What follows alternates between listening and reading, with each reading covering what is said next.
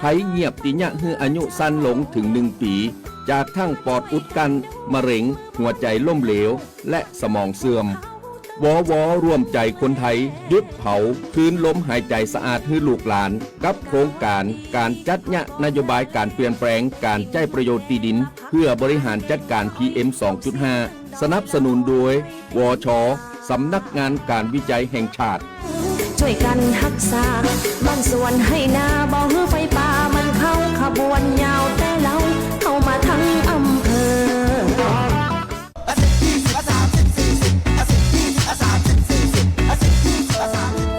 ถ้าความเร็วบนท้องถนนในชุมชนเป็นตัวเลขเหล่านี้ก็คงดี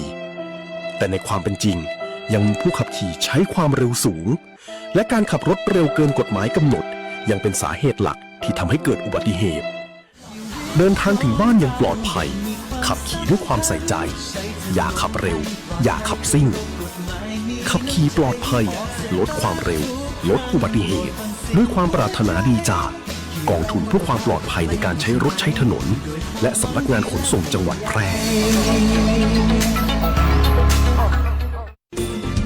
วิทยุแห่งประเทศไทยจังหวัดแพร่ FM 91 เมกะเฮิรตซ์ให้ความรู้คู่ความสุข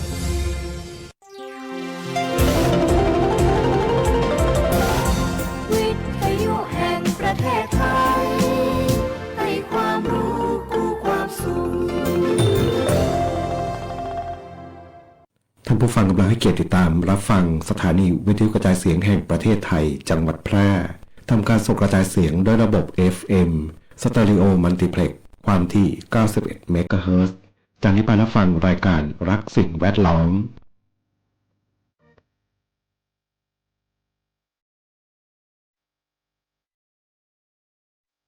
ธรรมชาติสร้างฝน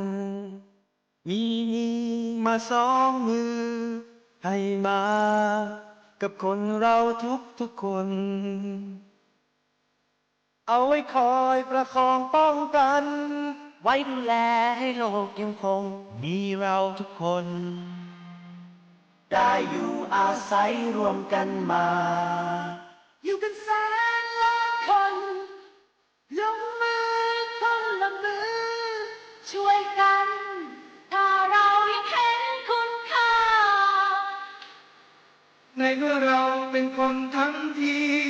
ช่วยกันทำให้ดีกว่ารวมใจเข้ามาคอยรักษาโลกเราไว้ให้โลกเราสวยพวกเรามาช่วยกันรับรู้ด้วยกันแล้วทำให้โลกนี้สดใสอยากให้โลกน่าอยู่กว่านี้เป็นโลกที่เราฝันไปจะสวยอย่างไรเป็นไปได้ด้วยมือของเรา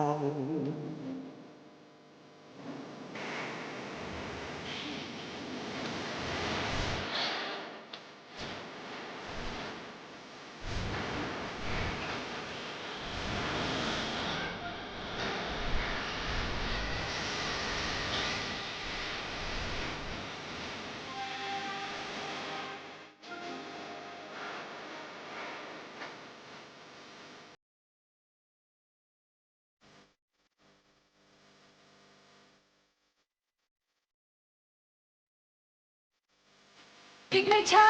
ไม่นานเราเองคงต้องไปแต่มันก็ยังมีโลกไม่เก่ายังต้องมีล้านคนก็มาอยู่ที่นี่แทนเราคือเด็กของเราเด็กที่เขาไม่เรียนสายให้โลกเราสวยพวกเรามาช่วยกันรับรู้ด้วยกันแล้วทำให้โลกนี้สดใสอยากให้โลกน่าอยู่กว่านี้เป็นโลกที่เราฝันใฝ่จะสวยอย่างไรเป็นไปได้ด้วยมือของเราอยู่ที่มือของเราที่จะมองโลกนี้แล้วอย่างไรอยู่ที่มือของเราที่จะทำโลกให้สดใส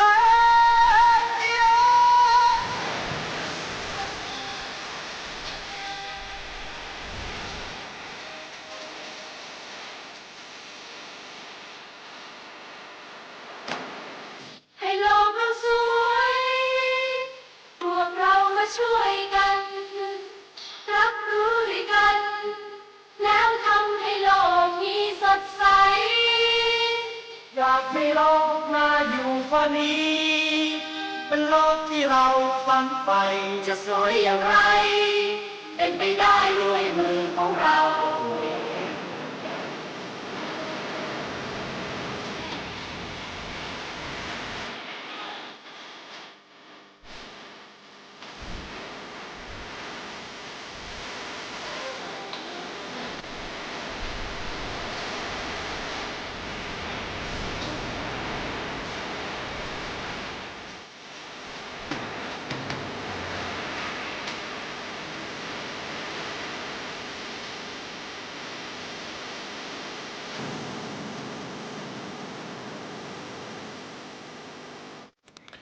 สวัสดีครับผู้ฟังทุกท่านครับพบกับรายการรักสิ่งแวดล้อมทางสวทแพร่ FM 91 เมกะเฮิรตซ์ครับเช้าวันจันทร์ที่ 4 พฤษภาคม 2569 อยู่กับผมแสวงเป้าเพชรเป็นผู้ดำเนินรายการครับเริ่มต้นกันในช่วงเช้าๆครับเป็นเช้าวันหยุดราชการนะครับสัปดาห์นี้ก็จะเรียกว่าหยุดกันถ้าได้หยุดต่อเนื่องเนาะโดยเฉพาะกลุ่มผู้ใช้แรงงานนะครับเพราะวันที่1เริ่มต้นวันที่1พฤษภาเนี่ยคือวันแรงงานแห่งชาตินะครับคนที่ใช้แรงงานก็จะได้หยุดเนาะบางคนไม่หยุดก็จะมีค่าตอบแทนนะกี่เท่า2เท่าเนาะนะครับแล้วก็มีกิจกรรมต่างๆที่จัดขึ้นเมื่อวันศุกร์ที่ผ่านมานะครับสำหรับวันแรงงานแห่งชาติส่วนข้าราชการไม่ได้หยุดนะทำงานปกติเนาะวันนี้เป็นวันชตรมงคลนะครับซึ่งเป็นวันแห่งพระบรมราชาภิเษกและก็เป็นความเป็นสิริมงคลของแผ่นดินไทยนะครับสำหรับวันชตรมงคล4พฤษภาคมนะครับก็เป็นวันหยุดราชการนะครับกิจกรรมต่างๆที่จะมีขึ้นก็ถือได้ว่าเป็นอย่างที่บอกไว้ก็คือถ้าส่วนของผู้ที่ใช้แรงงานแล้วได้หยุดเนาะก็4วันนะครับแต่ก็ไม่แน่นะวันนี้ใช้แรงงานอาจจะไม่ได้หยุด ไม่เหมือนราชการนะครับวันนี้พบกันกับช่วงเวลาของรายการรักสิ่งแวดล้อมครับแล้วก็พูดถึงวันหยุดเนี่ยเดือนพฤษภาคมก็จะมีอีกวันหนึ่งวันเพื่อชมงคลจรดพนังคันแรกนาขวัญนะครับปีนี้ไปตรงกับวันที่ไปตรงกับวันพุธพุธที่13พฤษภาคมนะครับ13พฤษภาของทุกปีนี่แหละนะเป็นวันเพื่อชมงคลนะครับก็จะเป็นวันหยุดราชการเนาะแล้วก็เป็นเขาเรียกว่าเป็นสัญญาณการเข้าสู่ฤดูฝนอาจจะไม่เป็นทางการนะแต่ว่าโดยปกติเนี่ยนะวันเพื่อชมงคลเนี่ยมักจะมีฝนตกเนาะแล้วก็เริ่มต้นของการเพาะปลูกนะครับเริ่มต้นของการเพาะปลูกความชุ่มชื้นอะไรต่างๆก็จะเริ่มเคลื่อนตัวเข้ามาแต่ว่าปีนี้นี่อย่าเพิ่งดูการคาดการณ์ของกรมอุตุนะครับปีนี้นี่มีความเป็นไปได้สูงที่จะแล้งต่อเนื่องตั้งแต่เดือนพฤษภาเนี่ยไปจนถึงเดือนกรกฎาคมนานนะถ้าผมจำตัวเลขไม่ผิดเนี่ย3 เดือนเลยนะฝนอาจจะไม่เยอะนะแล้วก็การเพาะปลูกอาจจะไม่ค่อยได้ผลเนาะก็ต้องรอดูเนาะนี่เป็นการคาดการณ์เนาะเพราะว่าเรื่องของกระแสน้ำอุ่นกระแสน้ำเย็นในทะเลเนี่ยมันก็มันเปลี่ยนทิศทางเนาะตามภูมิอากาศโลกเนาะภาวะเอนิโยเราจะเจอซูเปอร์เอนิโยนะครับก็เป็นเรื่องของธรรมชาติสิ่งแวดล้อมที่โดยเฉพาะเกษตรกรเองก็ต้องดูแล้วก็คาดการณ์ใช้คำว่าคาดการณ์เป็นหลักในการเพาะปลูกเพราะพืชผลนั้นมันไม่เหมือนอย่างอื่นเนาะต้องมีการคาดการณ์แล้วก็คาดการณ์ตามบนพื้นฐานของสิ่งที่ถูกต้องด้วยนะครับไม่ใช่คาดเดาหรือว่าไสยศาสตร์เพียงแต่ว่าต้องดูจากทางกรมอุตุนิยมวิทยาเป็นหลักด้วยนะครับเพื่อที่จะให้พืชผลของเรานั้นได้ผลผลิตที่ดีนะครับเพราะนอกเหนือจากปุ๋ยยาต่างๆแล้วเนี่ย สิ่งที่เป็นธรรมชาติหมายถึงฝนฟ้าที่มานี่ก็มีส่วนด้วยนะครับวันนี้พบกันเช่นเคยกับช่วงเวลาของรายการรักสิ่งแวดล้อมท่านผู้ฟังที่ติดตามรับฟังอยู่ครับในบทเพลงเพื่อชีวิตก็สามารถที่จะแนะนำผ่านทางแฟนเพจได้ทางแฟนเพจไลฟ์สวทแพร่นะครับนะก็พิมพ์คอมเมนต์ไว้ได้ครับกับช่วงเวลาของรายการรักสิ่งแวดล้อมครับ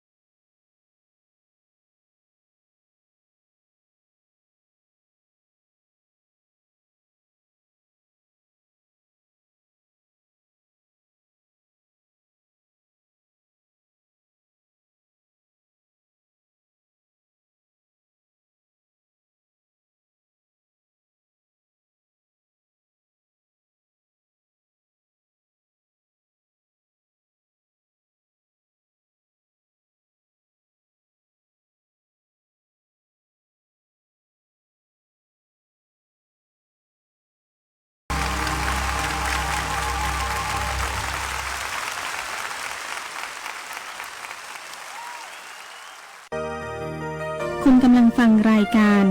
รักสิ่งแวดล้อมพบกันทุกวันจันทร์ถึงวันศุกร์เวลา 9:10 น.ถึง 10 น.ท ทางสถานีวิทยุกระจายเสียงแห่งประเทศไทยจังหวัดแพร่ FM 91 เมกะเฮิรตซ์พร้อมสวทกลุ่มจังหวัดภาคเหนือตอนบน 2 ถิ่นฟ้าล้านนาตะวันออก โลกเราสวยพวกเรามาช่วยกัน รับรู้ด้วยกัน แล้วทำให้โลกนี้สดใส อยากให้โลกน่าอยู่กว่านี้ เป็นโลกที่เราฝันใฝ่จะสวยอย่างไร เป็นไปได้ด้วยมือของเรา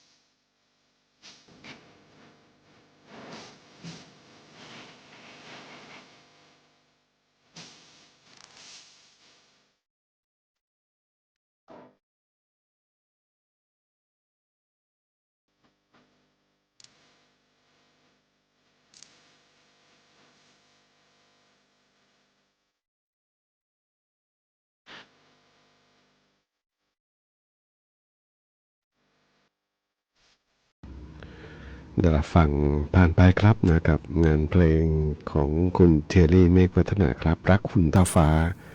ส่งมอบเป็นความสุขสำหรับท่านผู้ฟังที่ติดตามรับฟังรายการรักสิ่งแวดล้อม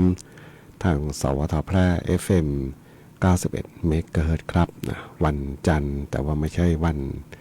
ทำการปกตินะวันนี้วันชัตรมงคล นะวันหยุดราชการนะราชการโดยทั่วๆไปก็จะหยุดกัน3 วันเนาะเสาร์อาทิตย์แล้วก็วันนี้อีกวันหนึ่งนะครับสำหรับราชการที่ไม่ปกติ สวท.แพร่นี่แหละเนาะไม่ปกติเนาะเป็นหน่วยงานที่ทำงานด้านสื่อเนาะก็จะเปิดทำการออกอากาศเนาะต้องใช้คำว่าออกอากาศในด้านของฝ่ายรายการฝ่ายช่างเทคนิคนะจะมี2 ฝ่ายเนาะที่มีภารกิจหลักในทุกวันนะตี 5 ถึงเที่ยงคืนนะครับนะส่วนงานธุรการงานเอกสารเขาก็เป็นราชการปกติไปเนาะหยุดก็คือหยุด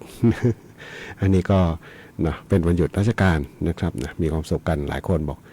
ช่วงนี้อากาศร้อนเนาะร้อนถึงร้อนจัดอะนะโดยเฉพาะช่วงบ่ายนะร้อนจนใบไม้ต่างๆมันเขาเรียกมันรดน้ำแล้วมันก็ไม่สดชื่นเลยเนาะดูแล้วอย่างพวกไม้ประดับต่างๆนะไม้ประดับยิ่งมีพื้นที่ดินน้อยหมายถึงว่าดินปลูกนะหมายถึงว่าอาจจะปลูกบนแปลงแล้วก็ปริมาณดินนะเพราะบางแปลงก็จะมีเขาเรียกนะเป็นกระถางบ้างเป็นซีเมนต์รองด้านล่างนะพอดินน้อยๆเนี่ยนะรดน้ำไปแล้วมันก็จะชุ่มเนาะชุ่มเปียกเพราะว่าดินมีนิดเดียวนะน้ำก็จะขังแล้วแต่ว่าไม่ถึงครึ่งวันนะแดดเผาไปเนี่ยแห้งหมดเลยเนาะใบไม้โดยเฉพาะไม้พวกไม้ชุ่มน้ำเนี่ยมันใบเหี่ยวเลยอะดูหน้าบ้านตัวเองแล้วก็โอ้เนาะบางทีก็อดดูต้นไม้เพราะพื้นที่ดินมันปริมาณดินมันน้อยเนาะเป็นไม้ประดับนะที่จริงมันก็เหมาะสมอะถ้าเป็นสภาพอากาศที่ปกติเนาะเพราะไม้ดอกนี่ไม่ต้องการดินเยอะนะต้องการควบคุมเขาเรียกควบคุมพื้นที่นะให้มันออกดอกเนาะนะครับไม่เหมือนไม้ใบนะไม้ใบที่ดูใบต่างๆไม่ใช่ประเทศดูใบนะ ดูใบนี่เหมือนว่าไม้ประดับประเภทที่ใช้ใบเป็นตัวโชว์นะความสวยงามเนี่ยนะพวกนี้ต้องใช้ดินเยอะเนาะอันนี้ก็ให้ดูจากเมื่อเช้าเนาะรดน้ำโอ้โหเนาะไม้ดอกนี่เหี่ยวเฉาหมดนะครับรถมันก็จะฟื้นแป๊บหนึ่งนะสักระยะมันก็เหี่ยวนะมันแห้งแล้งเนาะยิ่งลมพัดขึ้นมาเนี่ยนะบ้านผู้จัดรายการหันหน้าบ้านไปทางทิศใต้เนาะนะครับนะลมพัดขึ้นมานี่เหี่ยวเฉาหมดต้นไม้เนาะก็นะพยายามประคับประคองไปเนาะเพราะว่าช่วงนี้นะแล้วก็ปีนี้เนี่ยเป็นปีหนึ่งที่น่าจะฝนน้อยเนาะเดือนเมษาผ่านไปได้มีตกอยู่นิดเดียวเองเนาะนะครับนะมีลมมีอะไรมาก็มีบ้างแหละเนาะที่ฝนตกแล้วก็เมื่อเช้าฟังข่าวฝนจะไปชุกทางภาคอีสานนะครับนะก็สอดคล้องกับเรดาร์อากาศที่ดูอยู่เหมือนกันว่าเนาะปีนี้นี่ร่องมรสุมมันอยู่ทางอีสานนะครับเมื่อวานเห็นทีมงานทางกรมประชาสัมพันธ์ท่านหนึ่งเนาะอดีตนะใช้คำว่าอดีตเนาะปัจจุบันก็ย้ายหน่วยงานไปแล้วก็โพสต์ข้อมูลทางจังหวัดชัยภูมินะมีทั้งฝนมีทั้งลูกเห็บตกบ้างนะครับนะแต่ไม่ใช่ลูกเห็บขนาดใหญ่เนาะนะครับก็ยังดีนะเมื่อวานเห็นข่าวหนึ่งนะเป็นบนแฟนเพจรู้รอบโลกนะบอกจีนเนี่ยเปิดตัวพลาสติกโมเลกุลไผ่ผมสนใจก็เลยลองแชร์มาดูเพราะเมื่อสัก 4-5 ปีที่ผ่านมาเนี่ยนะรายการรักสิ่งแวดล้อมนี่แหละนะก็ถูกใช้ให้ผลิตรายการเกี่ยวกับลดถุงพลาสติกนะลดถุงพลาสติกนะท่านผู้ฟังพอจำได้เนาะเขาห้างต่างๆก็เน้นถุงผ้าเลยเพราะถุงพลาสติกเนี่ยกลายเป็นปัญหาเกี่ยวกับสิ่งแวดล้อมเนาะที่จริงถุงพลาสติกไม่ใช่ปัญหาคือคนนะถุงพลาสติกเนี่ยถูกคิดค้นขึ้นมาเพื่อให้ใช้ทดแทนภาชนะอื่นๆนะครับที่มันไม่คงทนเท่าไหร่เนาะแต่ถ้าบริหารจัดการที่ดีหมายถึงว่ากำจัดที่ดีแล้วเนี่ยมันจะไม่เป็นปัญหาเลยแต่ว่าด้วยมนุษย์เราดีแหละเนาะทิ้งลงไปโดยเฉพาะปัญหาขยะในทะเลเนาะนะครับพอลงทะเลไปแล้วเนี่ยนะบางทีอาจจะมีอะไรก็มันคิดเข้าใจว่าเป็นอาหารเนาะไปกินนะก็กลายเป็นพิษเป็นภัยกับสัตว์น้ำที่ร้ายกว่านั้นก็คือมันวงจรของพลาสติกเหล่านั้นนะมันย้อนกลับมาหามนุษย์นะพวกไมโครพลาสติกทั้งหลายนะเขาบอกมีส่วนหนึ่งที่ทำให้เกิด ให้ก่อให้เกิดมะเร็งนะครับนะบางทีน้ำดื่มนะหรือแม้แต่เนื้อสัตว์บางอย่างที่มันบริโภคพลาสติกเข้าไปแล้วก็มันไปปนเปื้อนในเนื้อเนาะไมโครพลาสติกเนี่ยนะช่วงนึงนั้นก็จัดรายการกันโหมกระหน่ำนะแต่ว่าตอนนี้เนี่ยจีนนะเขาคิดค้นเทคโนโลยีอย่างหนึ่งได้นะคือพลาสติกโมเลกุลไผ่นะเขาบอกมีความแข็งแกร่งเทียบชั้นกับปิโตรเลียมนะครับนะแล้วก็ย่อยสลายได้ในดินนะในระยะเวลา50 วันนะครับต่อไปในอนาคตเนี่ยนะเขาผลิตพลาสติกจากโมเลกุลไผ่นะครับนะคือใช้ไม้ไผ่นะเป็นทำให้เกิดเส้นใยแล้วก็ไปทำเป็นลักษณะของพลาสติกนะแต่ว่าในข่าวนี่คือพลาสติกแข็งนะไม่ใช่พลาสติกอ่อนๆ เข้าใจเป็นน่าจะเป็นพลาสติกที่เป็นรูปเป็นร่างแข็งแรงเนาะนะครับนะก็เขามีเทคโนโลยีเนาะที่ใช้ทำให้ผลิตได้จากไม้ไผ่นะครับนะแล้วก็นะนะไม่แน่เนาะวันข้างหน้าน้ำมันแพงขึ้นนะถุงพลาสติกก็มาจากน้ำมันนี่แหละนะมาจากปิโตรเลียมนี่แหละเนาะนะก็ใช้ไม้ไผ่นะครับนะก็น่าจะเป็นเทคโนโลยีในอนาคตนะเพราะว่าอะไรเพราะมันย่อยสลายได้นะ50 วันก็สลายแล้วเนาะก็ดีเหมือนกันเนาะอย่างน้อยสิ่งแวดล้อมก็ดีขึ้นนะไปฟังเพลงกันต่อครับกับช่วงเวลาของรายการรักสิ่งแวดล้อมทางสวทแพร่ FM 91 เมกะเฮิรตซ์ครับ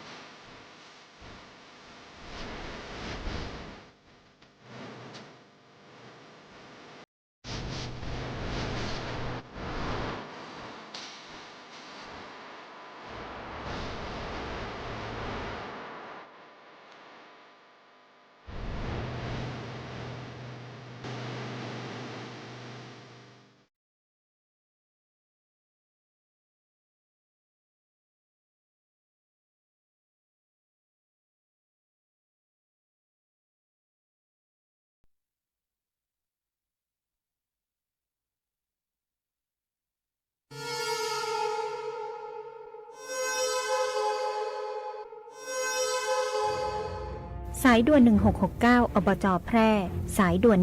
1669อบจแพร่สายด่วน1669อบจแพร่โทรสายด่วน1669อบจแพร่จำให้ขึ้นใจนะคะเจ็บป่วยฉุกเฉินอุบัติเหตุรุนแรงในพื้นที่จังหวัดแพร่โทรสายด่วน1669ศูนย์รับแจ้งเหตุและสั่งการการแพทย์ฉุกเฉินอบจแพร่เราจะส่งต่อผู้ป่วยไปรักษาที่โรงพยาบาลที่อยู่ใกล้ที่สุดพร้อมให้บริการตลอด24ชั่วโมง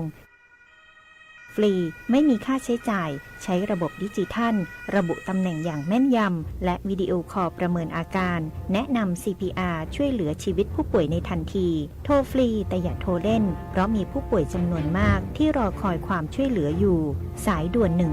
1669ศูนย์รับแจ้งเหตุและสั่งการการแพทย์ฉุกเฉินอบจแพร่ด้วยความปรารถนาดีจากองค์การบริหารส่วนจังหวัดแพร่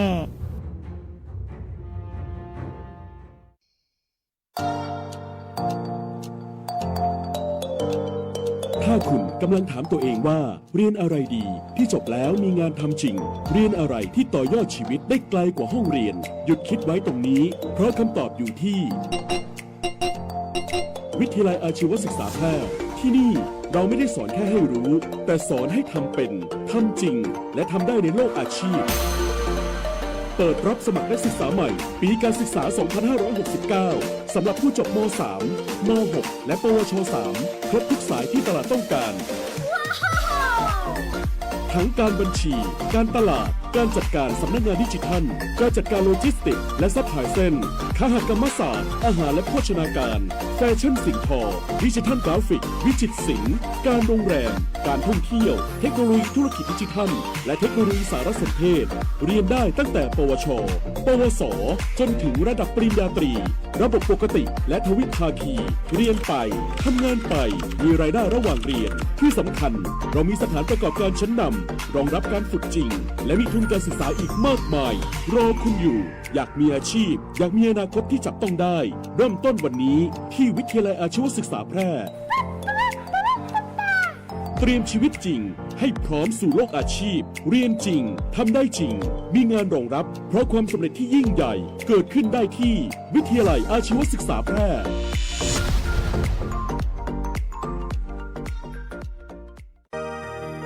คุณกำลังฟังรายการรักสิ่งแวดล้อมพบกันทุกวันจันทร์ถึงวันศุกร์เวลา 9:10 นาทีถึง 10 นาฬิกาทางสถานีวิทยุกระจายเสียงแห่งประเทศไทยจังหวัดแพร่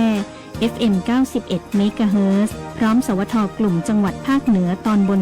2 ถิ่นฟ้าล้านนาตะวันออกให้โลกเราสวยพวกเรามาช่วยกันรับรู้ด้วยกัน แล้วทำให้โลกนี้สดใสอยากให้โลกน่าอยู่กว่านี้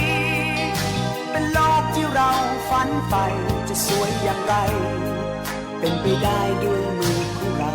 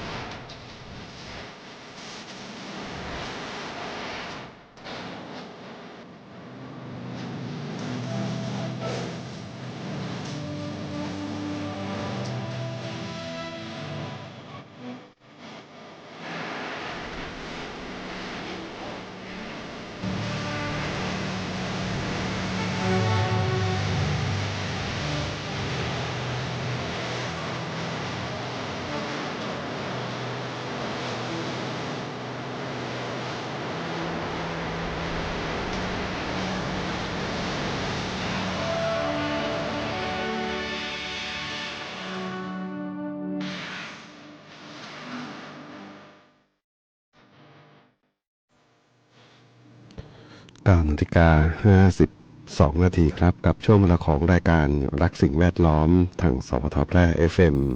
91 เมกะเฮิรตซ์ครับนะซึ่งคุณผู้ฟังนั้นสามารถที่จะติดตามรับฟังได้ทุกวันจันทร์จนถึงวันศุกร์ครับหลังจากรับฟังข่าว 9 นาฬิกาถึงเวลา 10 นาฬิกาครับนะเริ่มต้นกันในช่วงเช้าๆครับช่วงนี้นี่อากาศร้อนแล้วก็ดวงอาทิตย์ขยันนะโอ้ไม่ถึง8 โมงเนี่ยโอ้ดูถ้าดูจากแสงดูจากดวงอาทิตย์นี่ดวงอาทิตย์ขึ้นมาสูงเนาะมันจะสายมากเนาะหรือแม้แต่ตอนค่ำนะตอนเย็นเนี่ยนะ6 โมงเย็นนี่ยังสว่างจ้าเลยนะถ้าอาศัยแสงตัวนี้นี่ต้องบอกว่าคาดการผิดหมด ตอนเย็นนี่นะเพลินทำสวนไปนะแสงยังดีสว่างโล่งเลย6 โมงไปละเนาะได้ยินเสียงครบธงชาติไปละแสดงว่าช่วงนี้นี่ดวงอาทิตย์ขึ้นมาตั้งฉากกับผิวโลกเนี่ยนะคอนขึ้นมาทางเหนือแล้วแหละเนาะพฤษภานี่แหละนะเดือนนี้แหละนะดวงอาทิตย์จะตั้งฉากกับผิวโลกคอนขึ้นมาทางเหนือนะเหนือกรุงเทพขึ้นมาแล้วเนาะนะเราจะกลับล่องลงไปที่ก็ช่วงหน้าหนาวนะครับนะฉะนั้นเนี่ยช่วงนี้อากาศร้อนก็ส่วนหนึ่งก็คือฝุ่นน้อยลงด้วยเนาะฝุ่นควันน้อยลงส่งผลอะไรแสงที่ทะลุทะลวงออกมาจากเดิมที่มีฟ้าหลัวนี่นะมันก็ คิดเป็นแง่ดีได้ไหมเนี่ยนะไม่ดีหรอกเนาะฝุ่นก็ไม่ดี แต่มันไม่มีก้อนเมฆไงเนาะพอฟ้าใสเนี่ยนะปุ๊บเนี่ยนะแสงก็มาเต็มกันเนาะนะครับนะก็ช่วงนี้อากาศร้อนนะดูแลสุขภาพร่างกายกันแล้วก็ถ้าพูดถึงฝุ่น PM 2.5 ตอนนี้นี่บ้านเรายังดีอยู่นะอยู่ในเกณฑ์ปานกลางนะครับนะสีเหลืองเนาะเกณฑ์ปานกลางจังหวัดที่หนักตอนนี้นี่น่านปีนี้น่านนะไม่ค่อยลดเลยนะฝุ่นควันนะอยู่ในเกณฑ์มีผลกระทบกับสุขภาพสีส้มนะ150 กว่านะเมืองน่านเนี่ยนะแล้วก็มีที่ไหนพะเยาแล้วก็ไปที่โน้นแม่ฮ่องสอนเลยเนาะนะครับมีหลายจุดที่อากาศดีนะดีมากเลยก็คือทางเชียงรายทางเชียงใหม่นะเข้าใจมีฝนตกเนาะเป็นสีเขียวเลยนะก็คุณภาพอากาศอยู่ในเกณฑ์ถ้าเฉลี่ยภาคเหนือก็ถือว่าดีขึ้นเนาะในช่วงนี้นะครับยังมีฝนตกลงมาเนาะวันนี้รายการสิ่งแวดล้อมทางสวทแพร่ FM 91 เมกะเฮิรตซ์มาถึงช่วงท้ายรายการครับนะเดี๋ยวก่อนจะดูพยากรณ์อากาศนะเปิดมาหน้าแรกเจอแผ่นดินไหวเลย แผ่นดินไหวที่เมียนมานะขนาด3นะครับนะเนาะพยากรณ์อากาศประจำวันนะครับสำหรับในช่วงเช้าวันนี้ถึงเช้าวันพรุ่งนี้นะครับยังไปไหนแล้วหมุนติ้วๆล่ะ พยากรณ์อากาศนะครับอากาศร้อนในตอนกลางวันนะภาคเหนือนะอากาศร้อนในตอนกลางวันและมีอากาศร้อนจัดบางพื้นที่โดยมีฝนฟ้าคะนอง110ของพื้นที่มีลมกระโชกแรงบางแห่งส่วนมากบริเวณจังหวัดแม่ฮ่องสอนเชียงใหม่เชียงรายพะเยาตากและเพชรบูรณ์นะครับอุณหภูมิสูงสุดไปอยู่ที่35ถึง41 องศาเซนเซียสครับนะก็ช่วงนี้อากาศเริ่มร้อนขึ้นมาเนาะนะครับดูแลสุขภาพร่างกายกันด้วยท่านผู้ฟังที่ติดตามรับฟังอยู่ครับนะเมื่อสักครู่เรื่องของแผ่นดินไหวเดี๋ยวตอนไหนเนี่ย ฉันดูนิดหนึ่งนะพอดีเปิดมาแล้วเจอเลยเนาะทางทิศตะวันตกเฉียงเหนือของจังหวัดแม่ฮ่องสอนนะขนาด3กี่โมงดูสิมีใครรู้บ้าง นะไม่บอกเลยสิมีแต่รูปภาพเนาะนะครับนะบอกเหมือนกันแหละแต่ตัวเล็ก มีแผ่นดินไหวเกิดขึ้นทางเมียนมานะห่างจากแม่ฮ่องสอนไป186 กิโลเมตรนะขนาด3ในบ้านเราคงไม่รับรู้ถึงแรงสั่นสะเทือนเนาะวันนี้รายการสิ่งแวดล้อมทางสวทแพร่ FM 91 เมกะเฮิรตซ์มาถึงช่วงท้ายรายการครับคงต้องนำรายการท่านผู้ฟังก่อนพบกันใหม่ในวันพรุ่งนี้ขอความสุขความโชคดีจงมีแด่คุณผู้ฟังทุกท่านสวัสดีครับ